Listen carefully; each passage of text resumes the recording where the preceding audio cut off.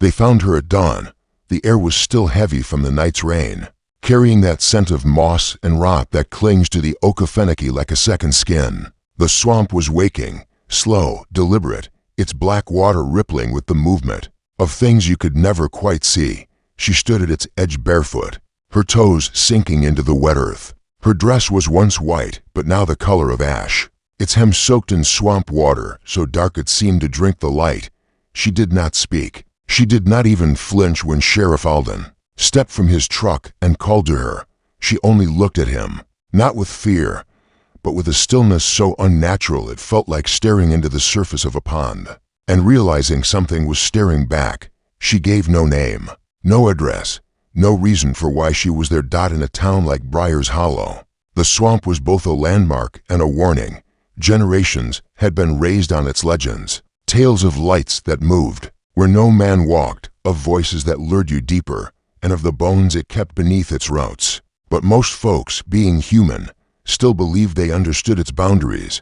That morning, they learned otherwise. The sheriff wrapped his coat around her shoulders, though she didn't shiver. She didn't seem cold at all. He asked where she'd come from. She glanced back toward the black water as though it might answer for her. When he pressed, she whispered, "Just once, I don't remember." That was the first lie she told. By the week's end, the town had a name for her, though it wasn't hers. They called her Clara, after the sheriff's grandmother. It was easier that way, and no one asked if she liked it.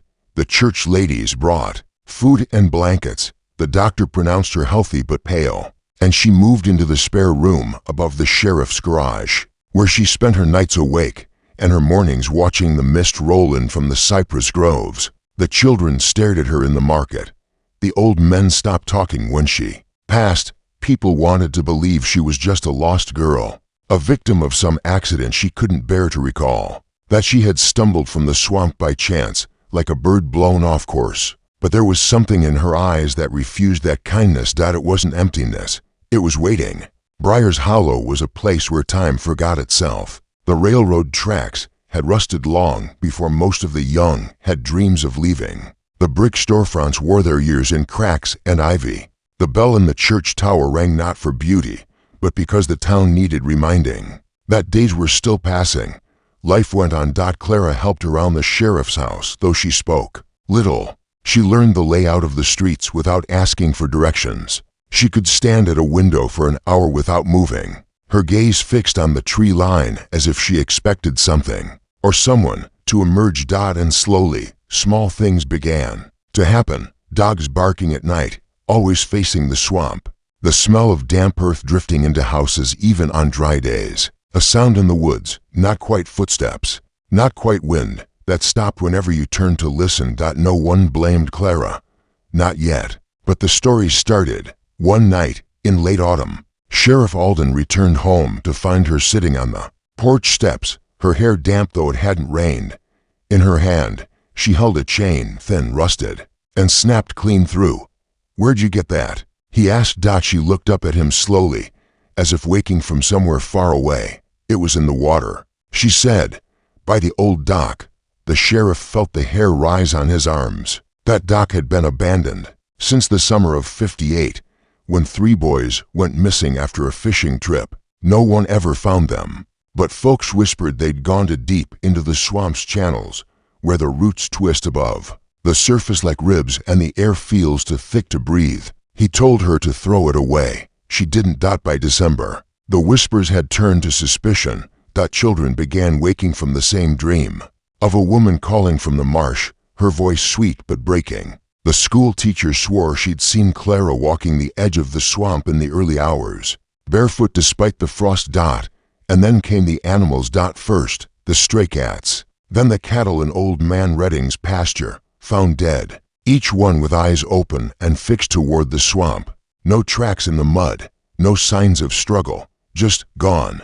In whatever way living things can be gone, without their bodies knowing it yet. The sheriff defended her, said the girl had been through enough. But every time she passed through the town square, people stepped back. Mothers held their children close. One evening, as winter settled in, the sheriff's sister Martha stopped by with supper. She found Clara alone. sitting at the kitchen table with a map of the county spread before her. The map was marked in strange places, red ink circling parts of the swamp no one used anymore, and one marked directly over the sheriff's own land. Martha asked her what it meant. Clara smiled, not kindly, not cruelly, just enough to show she'd heard the question. "It's where things begin," she said. It should have ended there. A sensible man would have taken her back to where she was found and left her. A God-fearing man would have sent for the preacher. But Sheriff Alden had lost a daughter once, a fever that took her before she saw 12 summers. And in Clara's silence, in her stillness, he thought he saw the shadow of someone worth saving. So he kept her, and the swamp kept watching. The last normal night in Briar's Hollow came in late January, when the frost burned off by noon, and the air carried the strange sweetness of early spring. People remember it now the way dying men remember their last clear breath, not for what it was, but for what came after, because the next morning, they found Martha. She was on the porch of her own home, barefoot, her nightdress soaked in black water. She was alive, but she could not speak, and when the doctor examined her, he found something lodged in her palm, a thin, rusted link of chain, the same chain Clara had kept. They say guilt is heavier than any chain, that it can pull a soul down faster than stones. But in Briar's Hollow, they learned there are chains that do not sink, chains that drag the living where they should not go, and pull them back again not as they were. Clara watched from the sheriff's window as they carried Martha inside. Her expression was not grief, it was recognition, and somewhere deep in the cypress shadows, the water stirred. But I'll ask you this, because someone should. If you saw a stranger step from a place the earth has tried for centuries to keep hidden, would you take them in? Or would you pray you had the strength to leave them where they belong? In the pale light of an early autumn morning, Briar Hollow stirred awake under a sky the color of tarnished silver.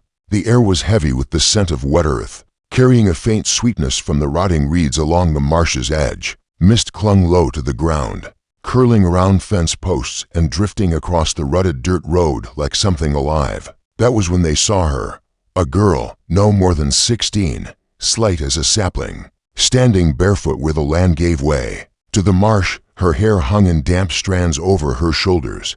Her hands trembled faintly, as though she were cold, but her face was still.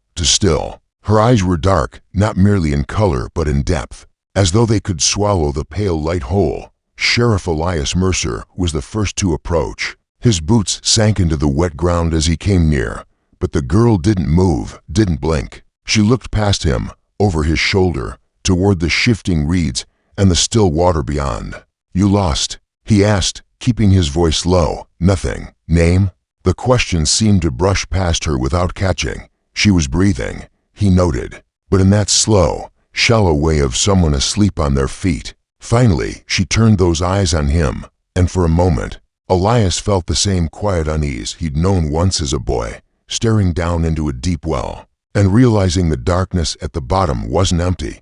When she didn't answer, he stepped forward and placed his coat around her shoulders. The fabric swallowed her frame, but she didn't draw it tighter. She simply let it hang there, her arms limp at her sides. The path back into town was short, but the walk stretched on in Elias's mind. It was the silence. Even the birds seemed to have stopped calling. Briar Hollow was a place where the past never quite left. Its dirt streets curled between weathered buildings, whose wood had been bleached by decades of sun and rain. Porches sagged under the weight of years. People lived here because they had always lived here, or because they had nowhere else to go. And in a town like that, the marsh was a boundary, not just of land, but of sense. Parents warned their children to keep away, not for the mud or the snakes, but for the things they claimed could follow you back. Elias brought the girl through the square. Heads turned. The blacksmith paused mid-swing. The grocer's wife stepped into the doorway and watched as they passed. A murmur started behind them like a wind stirring through dry grass. By the time they reached the apothecary, half the town knew. A girl had come out of the marsh. Agatha Crowder, Briar Hollow's midwife, opened her door before Elias could knock. She was a thin, sharp-eyed woman who carried herself with the kind of quiet authority no one questioned. Her hands had delivered most of the living souls in town. and more than a few who never drew breath. "Bring her in," she said, and Elias obeyed. Inside, the air was warm with the scent of herbs and burning peat. The girl stood near the hearth, her damp hair steaming in the heat. Agatha moved around her with practiced efficiency, fetching blankets, bread, and tea. "Name?" Agatha asked, but like with Elias, the girl gave nothing. When Agatha reached for her wrists, the girl flinched, just once, but enough to make Elias notice. There were marks there, pale and ridged against her skin. Not rope burns, not cuts. The shape was wrong. Too even to be natural, too strange to name. Agatha's fingers lingered on them for a moment. "These didn't come from work," she murmured. The girl said nothing. By mid-afternoon, word had reached the preacher. Reverend Halvorsen was a man who believed in signs and warnings, and he took both seriously. Standing in the shadow of the church's warped steeple, he told anyone who would listen, "The last time the marsh gave us one of its own, a cow dropped dead in every pasture this side of the river, and a child went missing." Some nodded in agreement. Others looked away, uncomfortable, remembering that the child's body was never found. Elias tried to ignore it. The girl was flesh and blood. He had felt her pulse beneath his fingers. Whatever the marsh had taken before, she was here now, and that was what mattered. Still, the marks on her wrists troubled him. That evening, Agatha settled the girl by the hearth with a bowl of broth. She sat in the corner herself, knitting in the firelight. Though her eyes flicked often toward her guest, the house was quiet, save for the soft crackle of burning wood. Shadows leaned long across the floor. Outside, the wind pressed against the shutters like a restless hand, and then the girl spoke. It was a whisper, so soft Agatha almost thought it was the fire sighing in the grate. "Hollow," she said. Agatha set her knitting down. "What was that, dear?" The girl's eyes were fixed on the flames, unblinking. She did not repeat herself. Elias arrived minutes later to check in. Agatha told him what she'd heard, but he only frowned. "Could be she means the town," he said. Agatha shook her head. "She didn't say it like that. She said it like she was naming something." That night, Elias lay awake in his own home. The image of the girl by the marsh kept returning to him, her stillness, her eyes that seemed to see beyond him. He tried to tell himself she was only frightened, disoriented. He'd seen that look before in soldiers come home from war, but there was something else in it, something that felt less like fear and more like recognition. The kind you feel when you step into a place you've never been and realize you've dreamed of it before. The next morning, Elias stood at the edge of the marsh where he'd first found her. The mist was thicker today, curling low over the water, swallowing the far bank. The reeds shifted in the windless air. Somewhere out there, a heron called once, then fell silent. He thought of Agatha's words. She said it like she was naming something, and in that moment, the question rose in him unbidden, quiet, but heavy as the mist. If the marsh could give something back, whole and breathing, what else could it send? And why would it choose now? In the days that followed, the girl spoke more. It wasn't conversation, not in the way people expect it. Her words came like pieces of something broken, fragments scattered across a floor no one had walked in years. A phrase here, a murmur there. Sometimes they belonged together, but most of the time they didn't. Agatha was the first to notice that the fragments weren't hers. Once, while serving her tea, Agatha heard her say, "It's too cold for the tomatoes this year." The words had weight, not idle observation, but memory only. There were no tomatoes in Briar Hollow this time of year. Another afternoon, she said, "The baby's fever hasn't broken." And when Agatha asked who she meant, the girl only stared at the wall as though the answer had already gone. And then one evening, in the quiet before supper, the girl looked up from the hearth and said, "Mama Ruth." Agatha's hand stilled on her knitting. "Who?" The girl blinked slowly, as though waking from some place far away. "Mama Ruth," she repeated. Her voice softened, almost warm. Agatha knew every family within a 50-mile stretch of Briar Hollow. There was no Mama Ruth. Elias Mercer began to notice other peculiarities. The girl hummed under her breath when she thought she was alone. Not the church hymns he knew, not the folk ballads that drifted through the tavern on Saturday nights, but tunes with a strange, mournful rhythm. They felt older somehow, as though they'd been sung to the air long before the town was here to hear them. Once, he paused outside Agatha's door and listened. The melody had a rise and fall that left him uneasy, like a tide pulling back to reveal what the shoreline was never meant to see. Elias was not a man who liked unanswered questions. That week, he rode out along the swamp's border, stopping at the cabins and lindos where the settlers lived. Missing any kin, he'd ask, a daughter, a niece, anyone gone from home, but the answers were the same each time: shakes of the head, shrugs, and in more than one case, a glance toward the swamp before the door was closed. No one claimed her. In Briar Hollow, the changes began quietly. The first came to the water. The well at the edge of the square had drawn clean for as long as anyone could remember, but now it carried a faint taste of iron, sharp on the tongue. Some said it was the pump rusting. Others blamed the season's rain. But when a second well, this one on the opposite side of town, turned the same, the excuses felt thin. Then came the dogs. Every mongrel in town began to avoid the marsh road, whining if pulled too close, planting their paws in the dirt like they'd rather be whipped than walk another step toward it. And soon after, the whispers began. 3 townsfolk came to Elias, separately, each with the same story. They had been lying in bed, half asleep, when they heard their own names spoken from just outside the window. It wasn't a shout, the baker's wife said. It was low, like someone calling you from across a room you can't see. When Elias asked what they'd done, each gave the same answer: nothing. They hadn't dared open the shutters. Agatha remained convinced the girl was harmless. She's frightened, she told Elias one afternoon, chopping roots for broth. Whatever happened to her out there, it's taken pieces of her away. The least we can do is give her shelter while she finds them again.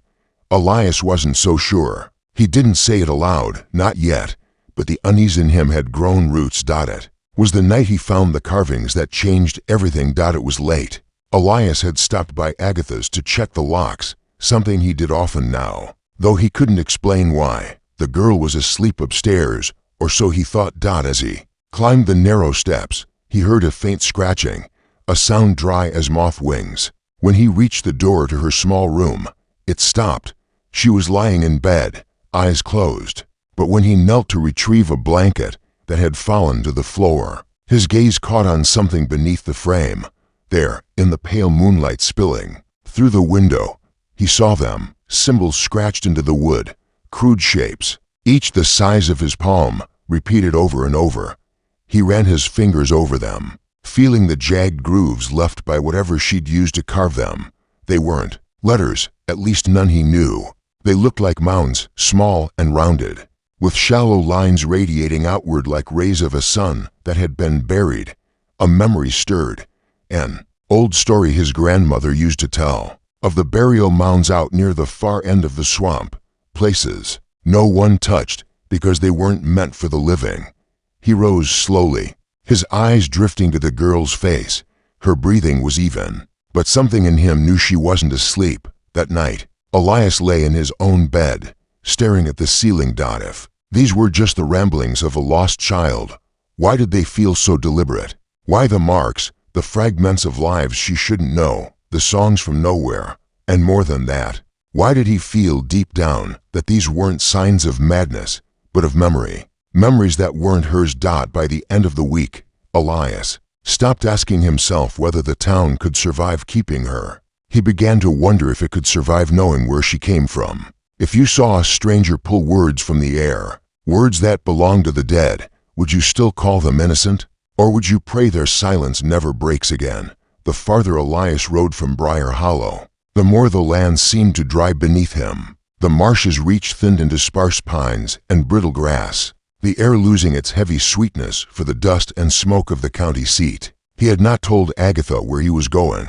Truth be told, he hadn't meant to come this far when he set out, but something about the girl's fragmented words, the hum of her songs, the marks beneath her bed, had dug into him like splinters, and splinters, if left, will fester. The county seat's records office sat at the back of a red brick courthouse, whose windows had gone cloudy with age. The clerk was an old man with a spine like a question mark, and the habit of wetting his fingers. before turning every page.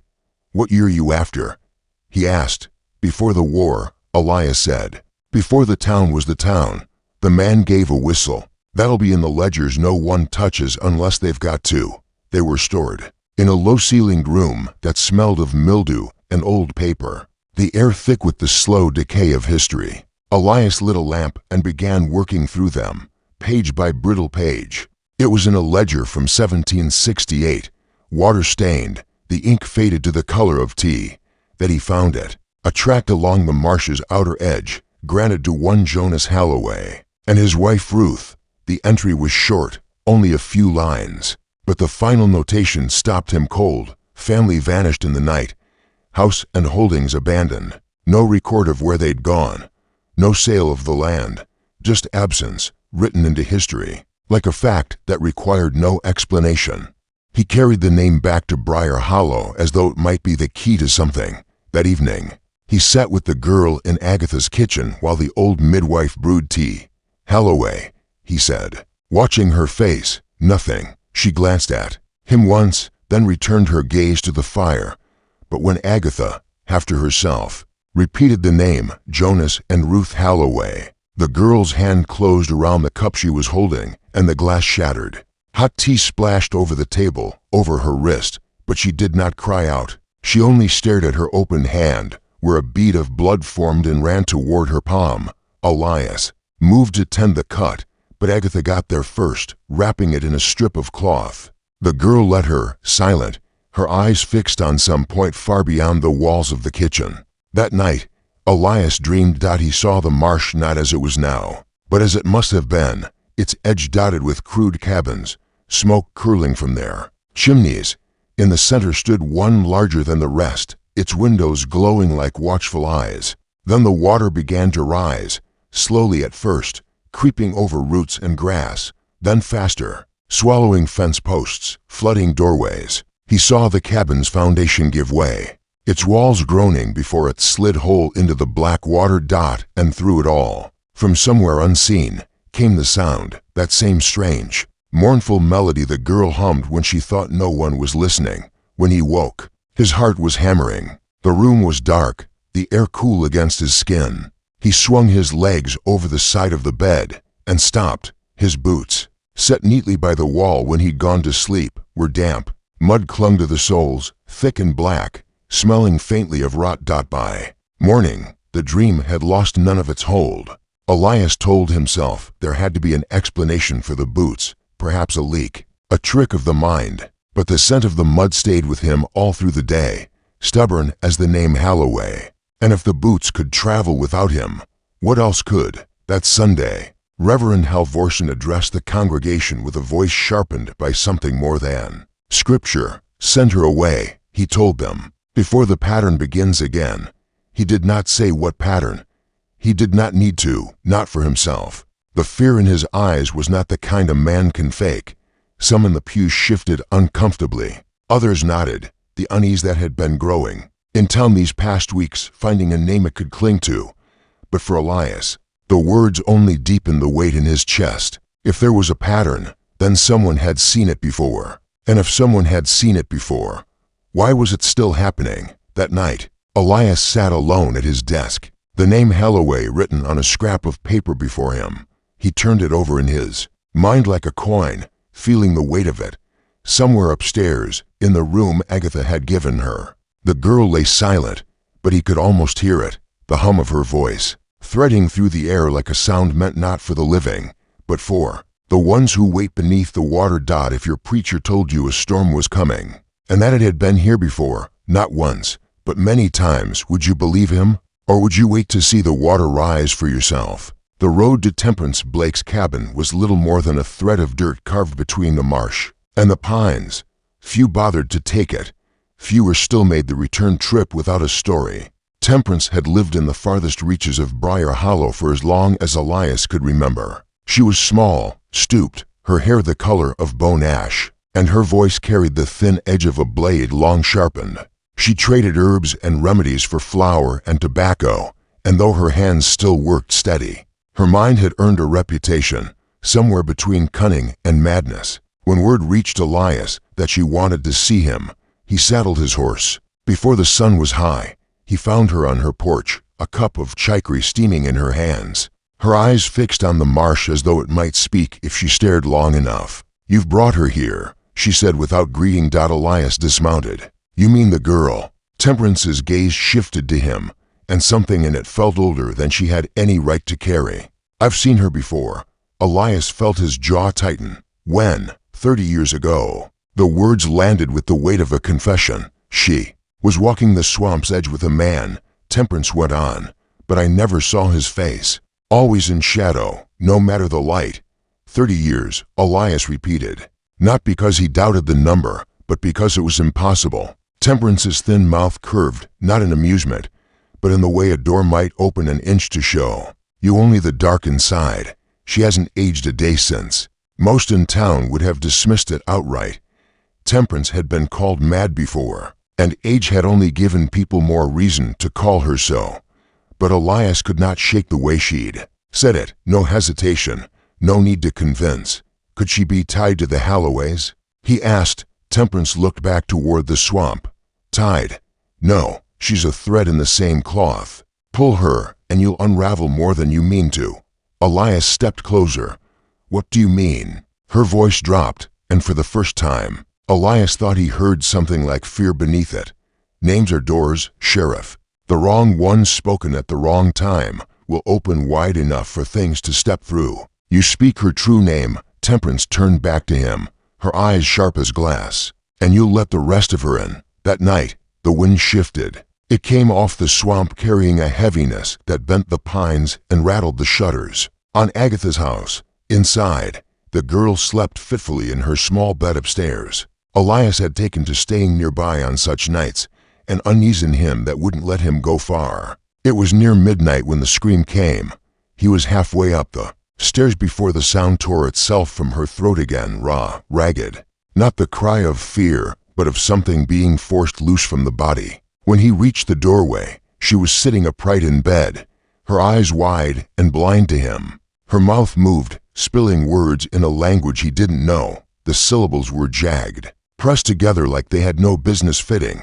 "Hey," he said, kneeling beside her, but her gaze passed through him. The sound stopped as abruptly as it had begun. She blinked once, twice, then lay back down, her breathing evening out as if nothing had happened. Elias sat there for a long time, the words still crawling in his ears. He told himself they were nonsense. He told himself that until morning, Temperance. Blake was found dead before noon. Her neighbor, a trapper named Simon Hale, had come to trade pelts and found her cabin door wide open. Inside, the air smelled faintly of damp earth. Temperance was in her chair, her eyes open and fixed on the line where the marsh met the trees. Her face showed no pain, no fear, only a stillness that felt wrong, as though she had been stopped. Mid-thought. The doctor said her heart had given out, but Elias knew there were hearts in worse condition that kept beating long past their time. It was the open door that troubled him. In the far reaches of Briar Hollow, you didn't leave a door open at night, not for the cold, not for the swamp. That evening, Elias stood in Temperance's cabin. The place smelled of dried sage and wood smoke. Her cup still sat on the table, the chicory inside gone cold. He ran his fingers over the inside of the doorframe. The wood was damp, as though touched by fog, but the air outside was clear. "Names are doors," she had said, and now hers had been left open. When Elias returned to Agatha's, the girl was sitting by the hearth, turning a small length of twine between her fingers. The firelight flickered over her face, catching in her dark eyes. Without looking up, she said, "Someone's gone." The words prickled his skin. "Who told you that?" She didn't answer. He thought of Temperance's body in that cabin, her unblinking stare toward the swamp. He thought of the scream in the night, the words he couldn't understand. And for the first time, he wondered if Temperance had been wrong about one thing. Maybe the door was already open, if a name could let something in. Would you speak it just to know the truth, or would you keep silent? Even if the silence cost you everything. The rain had been gone for 3 weeks now. Not a seasonable break, not the lazy pause before the next storm, but an absence that felt deliberate, as if the sky itself had shut its mouth in fear. The fields, stripped of their green, bowed under a brittle wind that carried the smell of dust where once there had been mud. The swamp, always the same, always patient in its slow breathing, had begun to retreat. Its dark water, which for years had crept like a shadow to the roots of the cypress, now fled inward, leaving behind soft banks of glistening silt. And in that wet abandonment, something rose to meet the air, wooden posts, half buried, but set deep enough that the retreat of the water made them stand like grave markers. They were not new. The grain was warped and silvered with age, but the carvings cut into them had been preserved by the swamp's black water, sharp, as if cut yesterday. Symbols that were not letters, not numbers, but an arrangement of curves and intersecting lines that refused to stay still in the mind when looked at for too long. Elias had seen them once before, not in the world, but on a night to months past, when he had gone to sweep the dust from beneath the girl's bed, and found the same shapes scored into the wood there. A child's hand could have made them, but not a child's mind. The sight of them had left him uneasy, but not afraid, not until now, when they stared back at him from the posts in the dead water. They called her Ruth, though she had never answered to it. Her silence was not one of innocence, nor of defiance, but something older, a withholding, as if words were an inheritance she could not afford to spend. When Elias brought her to the swamp's edge and asked what she knew of the carvings, she shook her head, denied it, but her small frame trembled, her hands clutched at her sleeves, until her knuckles burned white. She kept her eyes away from the posts, but not from him. Elias could feel it then, the thin line he was walking, his oath to protect her, taken on the night they pulled her half dead from the river, pressed hard against the other duty that weighed him, the one to the town that had taken him and fed him, given him work when his own land had gone to ruin. If the girl was keeping something from them, from him, then each hour he spent in her defense might be a betrayal. The town's voices were not kind. At first, the story had been simple, a foundling, washed down from somewhere far upstream, given a bed and bread until someone came for her. But the weeks turned into months, and no one came. The rain began to die away, and the fields began to turn, and now, with the swamp coughing up its secrets, the whispers turned sharper. She's not without memory. She knows more than she says. She remembers everything, and she's hiding it.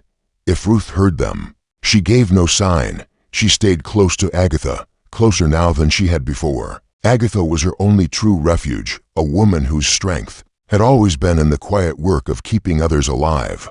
But even Agatha's strength had begun to fail. It began as a cough, the kind that could be blamed on the dust in the air, or the damp in the house, but it did not ease with the wind, nor with the fire. At night, Elias would hear her rise from her bed, her footsteps slow and uneven down the hall, and then the sound of her retching into the basin. What came up was not bile nor blood, but water, water thickened with silt, black as the swamp.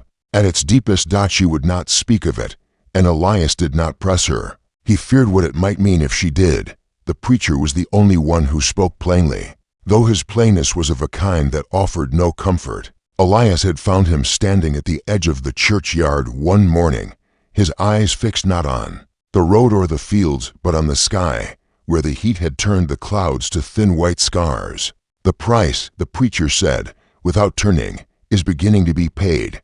Elias waited, but the man said nothing else, and in the preacher's silence, there was no room for questions, not because the words would be unwelcome, but because the answer would come whether they asked for it or not. Elias thought often of the girl in those days, not in the way a man thinks of his own blood, but as one thinks of a locked room in the house one lives in. You know it is there, you know there is something inside it, and you know you will open it one day, though you dread what you might find. When he tried to remember the first night she had come, it was the river he saw first, swollen then, still, alive with the last storms of spring. They had found her tangled in the reeds, her skin cold as stone, her lips blue. Agatha had wrapped her in blankets by the fire until the color returned to her face, and when her eyes had opened, she had looked past them both, as though she had been expecting someone else. Now, those same eyes turned away from him at the swamp's edge, toward the receding water and the strange wooden posts that had been sleeping there longer than anyone could say. And in her refusal, in that trembling denial, Elias felt a shift, like the turning of a key in the lock of that hidden room. The days that followed deepened the town's unease.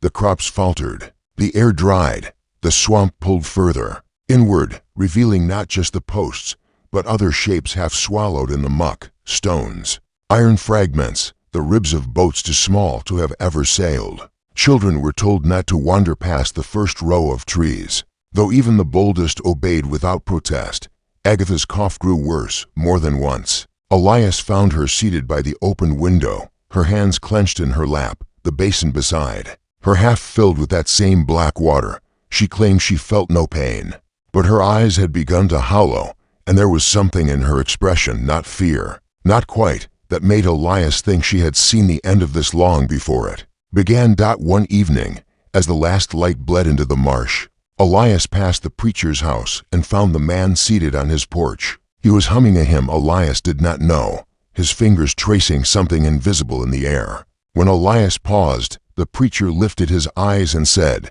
"You'll have to choose soon. You can't keep them both." It was said without malice, without even judgment, but it struck Elias like a blow. He walked on without answering. That night, he dreamed of the girl. She stood in the swamp's shallows, her dress drifting around her knees, her eyes fixed on the wooden posts. She reached for one, and as her fingers touched the carving, the water round her began to rise, climbing her legs, her waist, her chest, until it closed over her mouth. She did not struggle. He woke before dawn, the sound of Agatha coughing in the next room, the taste of swamp water in his own mouth. In the morning, he found Ruth at the kitchen table, her hands folded, her gaze set on the door. When he asked her what she was waiting for, she did not answer. But when she lifted her eyes to his, he thought, for the first time, that he saw pity there, not for herself, for him, and pity, he knew, was never given without cause.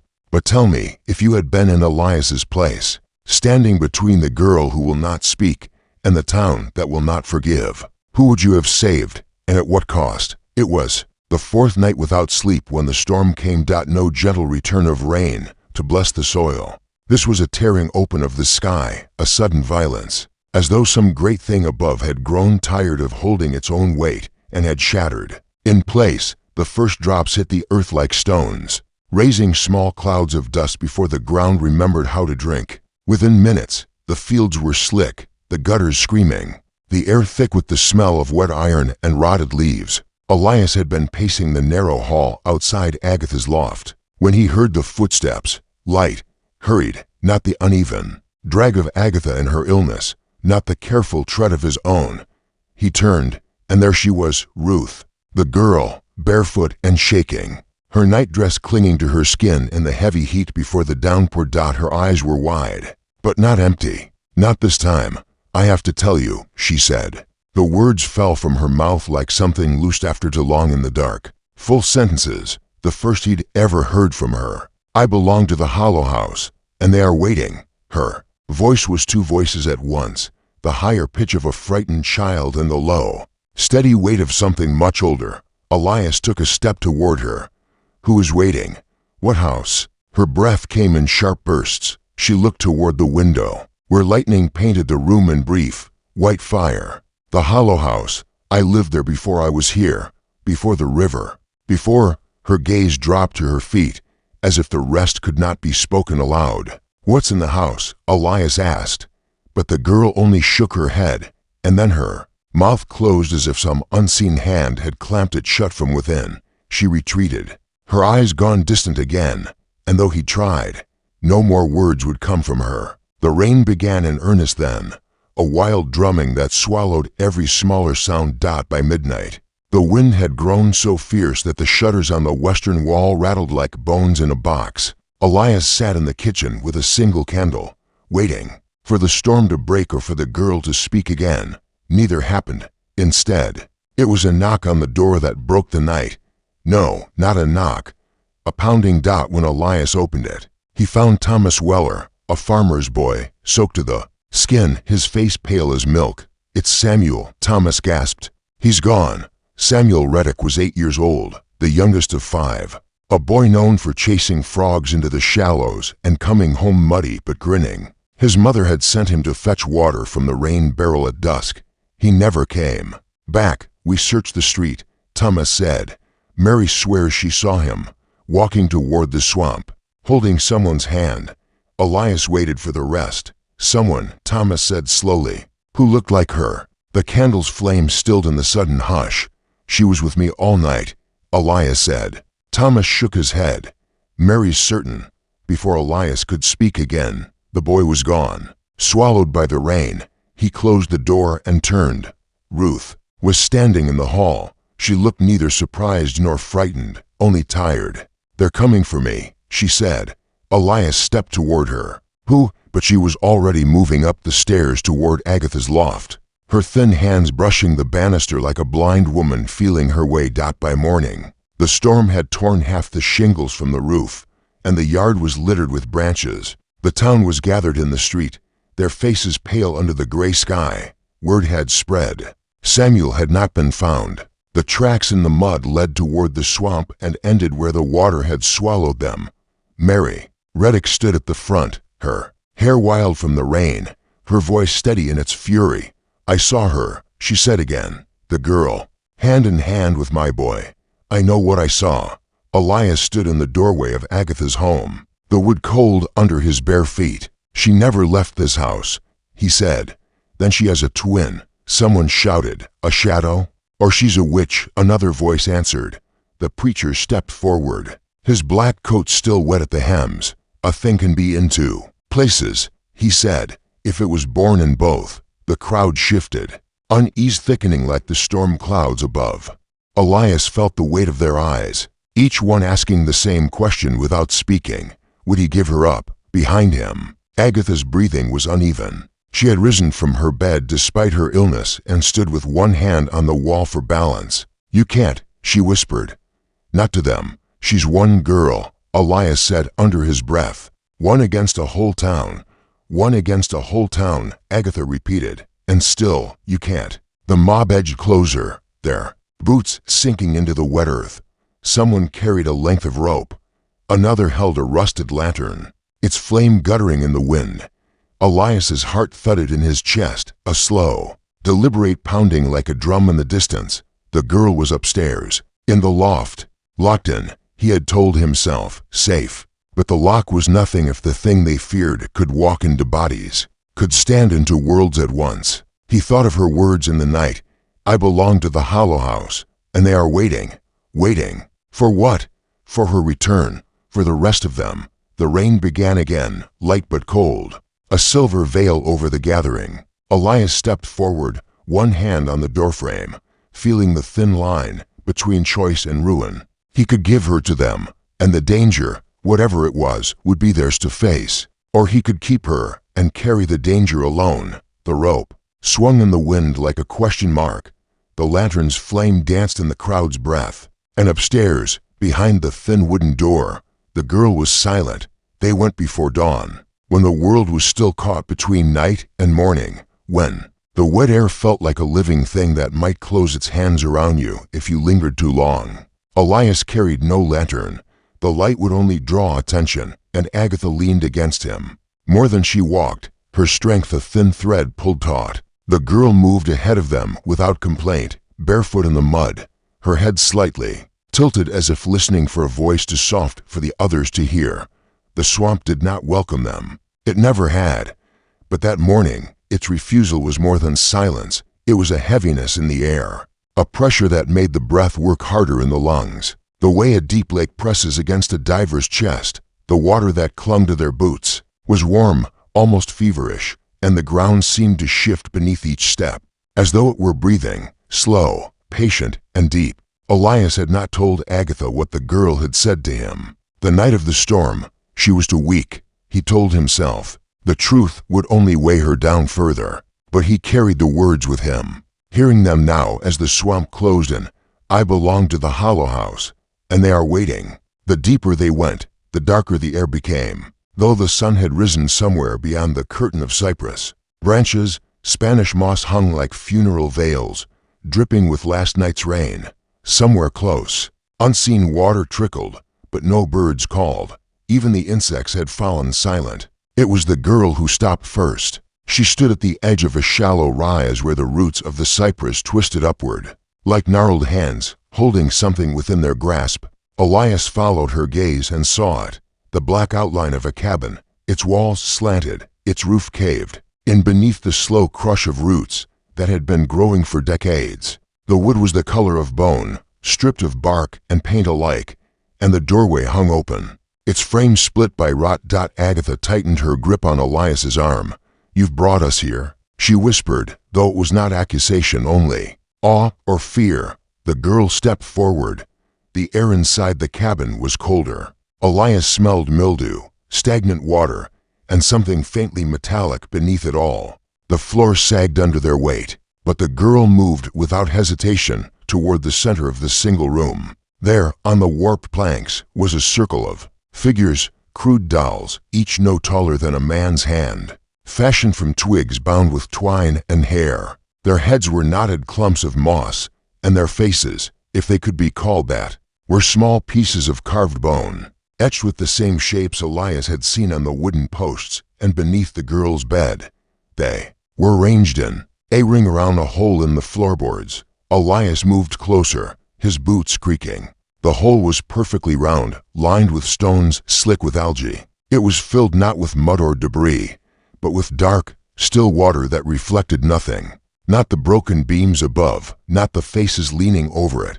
The girl knelt at the pit's edge. Her small hands rested on the wood, and she began to speak, not in the halting, fragile voice Elias had come to know, but in a steady, rolling rhythm that made the hair at the back of his neck rise. It was not a language he recognized. The syllables bent in on themselves, half swallowed, and then released, as though they had been meant to be spoken underwater. Agatha moved quickly, stepping forward and taking the girl by the shoulders. "No," she said sharply, pulling her back. The girl did not resist, but her eyes did not leave the pit. That was when the water moved. Not a breeze, not the small tremor of wood shifting under their weight. The surface rippled outward in smooth, deliberate waves, as if something large had just turned beneath it. Elias caught the faintest smell of river mud, thick and sweet. He stared into the black, willing his eyes to pierce it, but there was nothing he could see, only the echo of the movement, and the certainty that it had not been his imagination. Agatha drew the girl toward the doorway. "We're leaving," she said, her voice low. Elias lingered one breath longer, the thought blooming in his mind before he could stop it. Samuel, the missing boy. Mary's voice insisting she had seen him walking toward the swamp. The girls. Strange, impossible double. And now this, a place that seemed older than the trees around it, with its circle of faceless dolls and its pit of water that moved without cause. As he stepped back into the air outside, he felt it again beneath his boots, the faint, slow pulse of the earth, steady as a heartbeat. The girl glanced over her shoulder toward the cabin, her eyes unreadable. Elias had no doubt that whatever lay below that water was tied to the boy, and to her, whether that meant the boy was still alive or only what was left of him, was a truth he feared to name. By the time they reached the edge of town, Elias knew something had changed. The streets were not empty, but they were wrong. Doors stood open to the heat, curtains hanging limp in the still air. Of the few who moved about, none walked with purpose.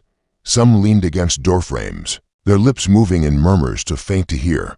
Others sat on the ground as though they had forgotten what a bed was, and those who still had their eyes open seemed not to see it all. From one corner, a sound carried on the wind, a melody without words, simple and winding, the same tune Elias had once heard from the girl's mouth when she thought herself alone. Only now, it was not one voice, but many, threading through the air like smoke. He stepped over the threshold of the main square and found the cobbler, a man who had once argued with vigor over the price of leather, sitting cross-legged on the stones, his hands slack in his lap. His lips moved, forming the same for notes again and again. A loop without end. Agatha gripped his arm. Her face had grown pale, but not with illness. Her eyes were sharp, searching, it's spreading. She whispered. The girl said nothing. She walked a pace behind them, her bare feet silent on the dust, her gaze fixed somewhere beyond the farthest rooftop. Elias could not tell if she saw the sickness at all, or if she had been expecting it. The deeper into town they went, the worse it became. In the baker's yard, two women crouched by the rain barrel, scooping water into their mouths with their hands until it ran down their chins. In the doorway of the postmaster's, a young man laughed without sound, his head tilted to the sky. It was in the shadow of the church that Agatha stopped walking. She turned to the girl. "Inside," she said. Elias opened his mouth, but Agatha's glance silenced him. She led the girl through the church's open door, down the narrow hall toward the small vestry where the air still held the scent of old candles and cedar. The door shut behind them with a soft click. For a moment, Elias stood in the nave, his hands on the back of a pew, listening. The faint murmur of voices drifted through the wall, Agatha's low and steady, the girl's higher. Quiet. Then Agatha's voice sharpened. "You will tell me," she said. "All of it." A pause. When the girl answered, it was not the tone that struck Elias first, but the weight. Her voice had not grown louder, nor changed in pitch. Yet it seemed to fill the air, pressing against the walls. "I was brought forth," she said. Agatha's reply was almost a gasp. "By who?" "The Halloways," the girl said. "They wanted to bind it. The hunger in the swamp.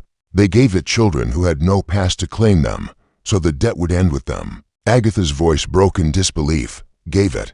They made us," the girl continued, "so that no one would come looking, no bloodline to follow, no name to call back." Elias found himself moving toward the vestry door. His breath caught somewhere between his chest and his throat. But the binding. The girl's voice dropped, the words slower now. It frayed. "They could not keep it forever. Now it calls to me, because I was made for it. I belong to it, and it belongs to me." Agatha's voice was trembling. "Why you? Why now?" The girl's eyes must have shifted then. Elias could not see through the wall, but he felt it, the way the air seemed to turn inward, the way a shadow might lean close, not a change in color, but in depth, as though something behind them had stepped forward to look out. "Because it is hungry," the girl said, "and it remembers." Elias stepped inside. Agatha was standing with her back to the wall, her face drawn tight. The girl was seated on the narrow bench, her hands folded neatly in her lap, her gaze calm in a way that was almost worse than fear. "What is it?" Elias asked. The girl looked at him as though the question were a formality, something he already knew but had not yet admitted. "The drought," she said. "The sickness, the missing ones. It is not a curse. It is not an accident. It is the swamp reclaiming its debt." The room seemed smaller, the air heavier. Outside, someone was humming, the same for notes, over and over. Elias felt the truth in her words settle into him like a stone sinking into deep water. He thought of Samuel's small hand disappearing into another's grasp, of the wooden posts with their impossible carvings, of Agatha waking in the night to spit black water into a basin. It had never been about the girl alone. It had never been about saving or condemning her. It had always been about the thing that waited beneath the roots and water, patient enough to let years pass before calling its debt due. And now, the call had come. He waited until the town had sunk into its uneasy sleep, the hum of that four-note tune fading into the distance like the last echo of a bell. The moon hung pale and thin above the rooftops, casting no real light, only a dim sheen over the wet earth. Agatha did not stir when he left. She had grown too weak in the last days to rise from her bed without help, her breath shallow but even. He lingered at her door a moment, not trusting himself to speak, then stepped out into the night with the girl at his side. She did not ask where they were going. Her steps matched his without hesitation, her bare feet silent on the dirt road. There was no tremor in her hands now, no flicker of fear in her eyes. Instead, there was something almost like relief, as though the long wait had finally ended. They crossed the fields where the withered stalks bent in the windless dark, then the narrow ridge where the swamp began. The air grew thick and damp as they descended, the faint smell of standing water rising to meet them. Elias could hear the faint shifting of roots in the soft ground, the quiet settling of unseen creatures moving out of their way. The deeper they went, the more the world seemed to press inward. The trees leaned close, their branches tangling overhead until the stars were gone. The ground pulsed faintly beneath his boots, slow and steady, the heartbeat of something older than the town itself. When the hollow house came into view, it looked less like a ruin than before and more like something waiting. The cypress roots that had grown through its walls seemed to shiver in the damp air, their shapes like bent arms holding it in place. The door hung open, though no wind stirred it. Inside, the dolls still sat in their circle, their moss faces turned toward the pit. The water in the pit was perfectly still, its black surface swallowing all light. The girl stepped forward until she stood at the edge. Elias followed, stopping just behind her. "You can still turn back," she said. Her voice was calm, not pleading, not warning. Elias shook his head. "If I turn back, it won't stop. It'll take the rest."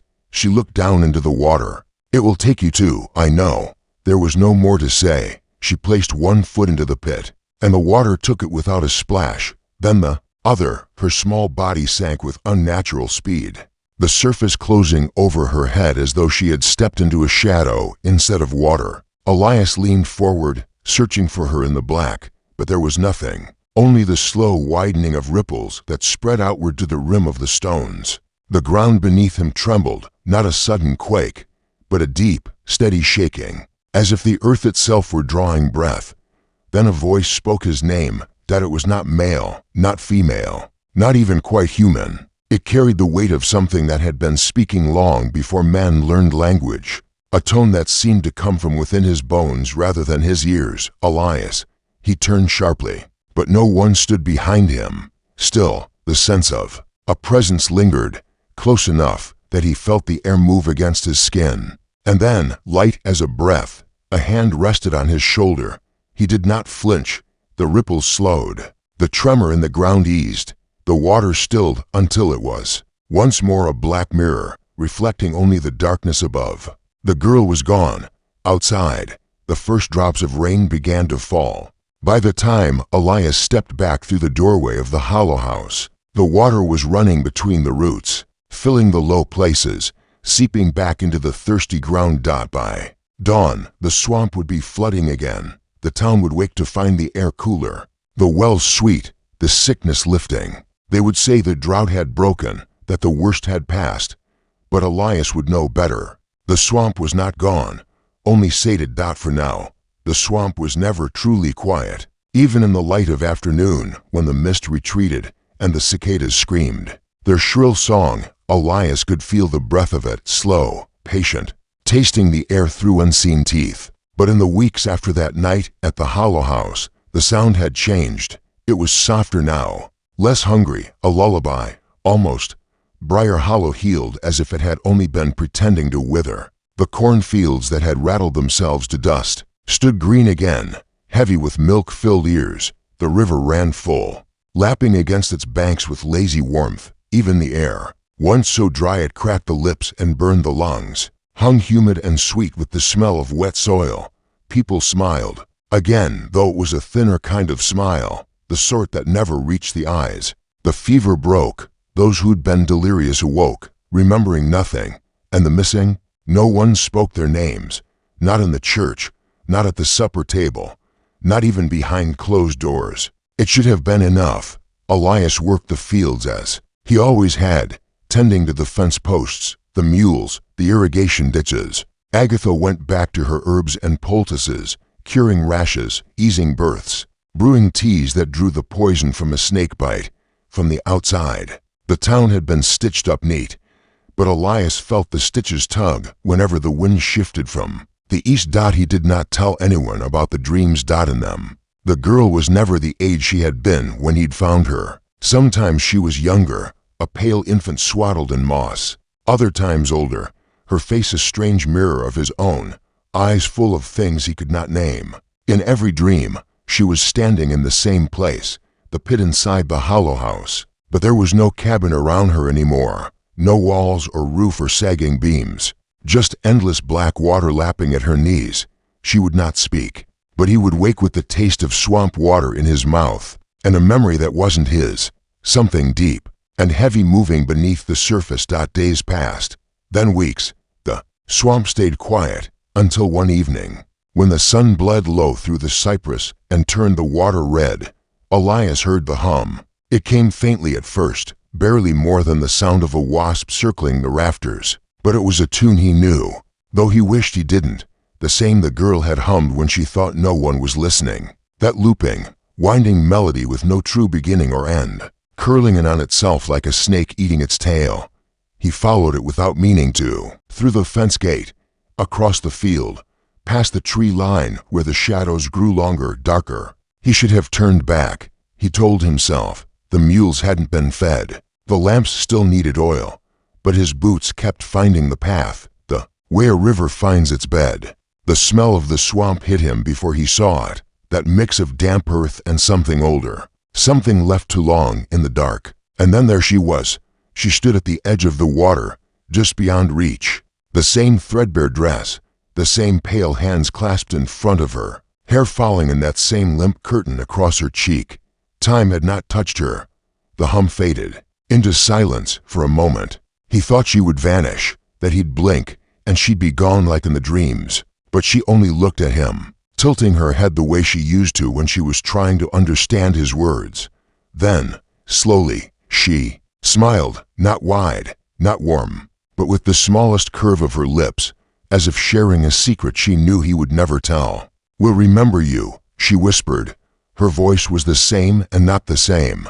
The child's tone braided with something else, something that had been waiting far longer than either of them had walked the earth. She stepped backward. The water took her without a splash, as though she had never stood on solid ground at all. Elias waited for her to surface.